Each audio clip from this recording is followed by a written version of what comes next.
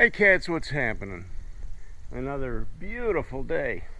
Well, it rained yesterday. I mean, it poured down rain. So the garden got a good watering, and I was happy about that.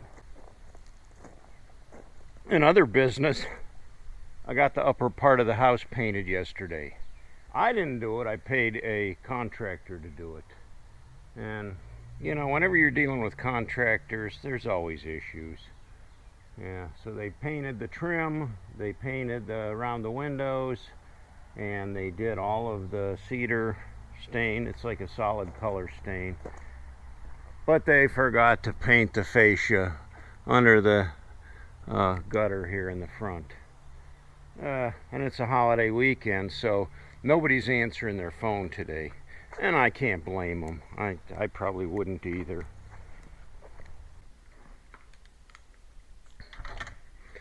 Well, how are you all doing this morning? Welcome to the man cave. Today I was wanting to talk a little bit about the motorcycle club. Now, when you think of motorcycle club, it's kind of a broad spectrum, but I'm going to tell you something. If you're new to the motorcycle world, the motorcycle culture has some strange quirks about it. From one degree to the next. There's like all these different facets of bikers. You may or may not already know that. But I think one of the most well-known is the motorcycle club, or as they call it, the MC. Now, I was a full-patched member of Rolling Thunder, but you can't call that an MC. Or a motorcycle club. That's a motorcycle organization, see. This is how odd it gets, There's like these rules that have to be followed with these organizations, clubs, groups, charters, or whatever you call them. So anyway, it was many years ago, and I had some buddies, some old school bikers that were friends of mine that we rode a lot, and one of the old long white bearded hardcore old school bikers that I had been acquainted with had asked me if I was interested in becoming a member of Rolling Thunder. Well, I had seen the Rolling Thunder back patches a couple times, and I guess I just assumed they were like an outlaw motorcycle club. Now, when I say outlaw, I'm not referring to the Outlaw MC, which is, a nationwide, well-known 1% motorcycle club, the Outlaws. No. Generally speaking, we, or I anyway, and I've heard it stated before, the 1% clubs are kind of known as outlaws, bad guys. It's just kind of a moniker that fell upon them a long time ago. Some of the original club members going back into the early 60s kind of set a precedence for that they were rough and tumble motorcycle gangs. They don't like to be called gangs, you got to call them a club. Most of these in fact, almost all of these 1% motorcycle clubs will actually have the back patch or the patch somewhere on their jacket that'll say MC, and that sets them apart from other motorcycle organizations as an official motorcycle club. And most of the clubs are 1% clubs, like Hell's Angels, the Mongols, the Banditos, the Outlaws, and so forth. Quite a few of them, too many to name.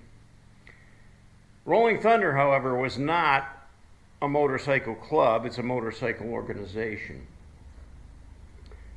And so, he kind of went over, my buddy kind of went over and told me what it was about, supporting the veterans, supporting the POWs and the missing in action, and basically an organization that raises money to help those in need that are in those categories. Well, being that my son was in the service, in serving in Iraq, I thought it was only appropriate that I do my time and serve my country too by supporting the veterans. So I joined Rolling Thunder. I signed the contract and I was in. Now it's similar to other motorcycle clubs because there's rules that had to be followed. There were meetings that were required to be attended, and along with that, there were events that were required to be attended. Rolling Thunder did events such as funerals for veterans. We would ride to the funeral or ride with the funeral motorcade with the flags and everything. And then we could present the flag at the funeral or at the burial or, things like that. We would visit the VA hospital, and the veterans could get in their wheelchairs and come outside, and they could actually look at our bikes, and some of them were old motorcyclists too, so they were eager to talk about motorcycles with us. We rode in parades. I always enjoyed the parades, we had to dress for the parade. You had to wear black slacks or black pants, black jeans, a white shirt, and then you had to wear your leather vest with your patches. It didn't take me long to earn my patches either. I had the rocker, the top rocker, and the back patch, and the boot patch, and the whole thing. So I did pretty well, and I followed the rules. I was always there. I was always a good standing member. We had chili cook-off one time. Well, we had either a spaghetti dinner or chili cook-off annually to raise funds for veterans, and I actually won first place in the chili cook-off one year, so that was fun too. But I really enjoyed being a part of that group, that organization. We didn't do anything bad, nothing crooked. They were all a bunch of law-abiding people. But like any club, any group, sometimes there's personal conflicts. And there certainly was in Rolling Thunder too. When I joined, the guy that was the president of the club was very disgruntled about some issues with some other people there, and he ended up dropping out, bailed out, and never saw him again. And another guy took over charge. Well, the guy that took charge had personal conflicts with me. I didn't really have a beef with him. I could ignore him. I could let things fly, but I don't know what his problem was. He had such a beef with me that he didn't want me in the organization. After all the time and effort and years I had put in there, he came knocking on my door one day and wanted my patch for a small infraction. I had missed like maybe 2 meetings because at the time I was going through my divorce and I had things that were more dutiful to me at the time, and I had to skip the meeting. Well, rather than just being understanding and saying, okay, we'll work with you on this, no, he says, I want your patch. And I said, you know what, take my patch then, because I don't need that kind of drama. I really don't need that kind of problems in my life. I got enough trouble. So I ripped the patches right off of my vest and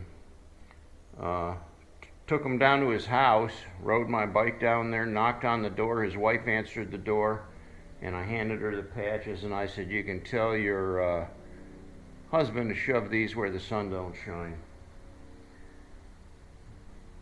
She looked a little startled, but she knew what was going on. She was a part of this too. And that was pretty much the end of my club interactions. Now, I had never been a member of a 1% club, and I've laid that out there many, many times, but I did hang with them, and I did ride with them, so I was associated with them. But after the whole Rolling Thunder issue, after my divorce went through and my whole world caved in on me, I thought it was time to gather myself up, pull myself up by the bootstraps, and figure out what I was going to do to make my life better. I think I told you before, I stopped the drinking, I stopped doing the drugs or whatever else I was into, and God bless her, I met V, and between the two of us, we were really able to work ourselves back up again. There was a lot of prayer, I won't kid you about that. The Lord was kind to me, the Lord was merciful, and I am very grateful for everything I have. I'm so blessed with everything that I have today, and it's because of my faith. You know, I just didn't let my guard down. I stood true to myself, and now I am here today, a man that's not associated with any clubs, with any groups. I've been asked to go back to Rolling Thunder numerous times. The guy that booted me out, he was short-lived. I mean, literally. Within the following year after he ejected me from Rolling Thunder, he died of a heart attack. They tried to get me to rejoin again, but at the time my life was in such a turmoil, I didn't have time for that. And I had a lot of things to do to get myself back on my feet again. So I'm happy to still be able to ride today. I still enjoy riding my fat boy. I still love being out in the wind when I can. That's been a little difficult here lately because my schedule has just been slammed. I mean, literally. Thanks for your prayers for V. She's doing okay, but she's still not home. We're hoping by the end of next week she'll be home, but that's not a given either. So I haven't even had time to ride the motorcycle. Most of my travels have been taking the truck, which is a gas hog, but I've been hauling laundry and other items back and forth for her, among other things, grocery items and stuff. So kind of hard to do with the saddlebag. It's just easier to take the truck and of course I could take her puddle jumper over there too, but that's all right. That car's got a lot of high miles and I don't want it to leave me high and dry somewhere. I can depend on my truck. Well, thanks for watching today, guys. Yeah, you got to know the difference between what a motorcycle club, an MC, is, and a motorcycle organization or a motorcycle group or a brotherhood.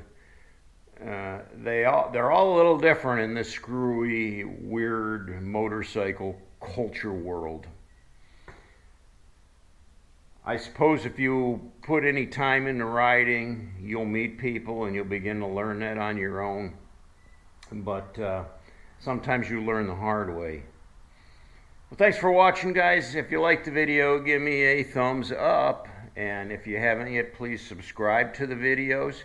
Love to have you along for my ride. Until next time, cats, ride hard and die free.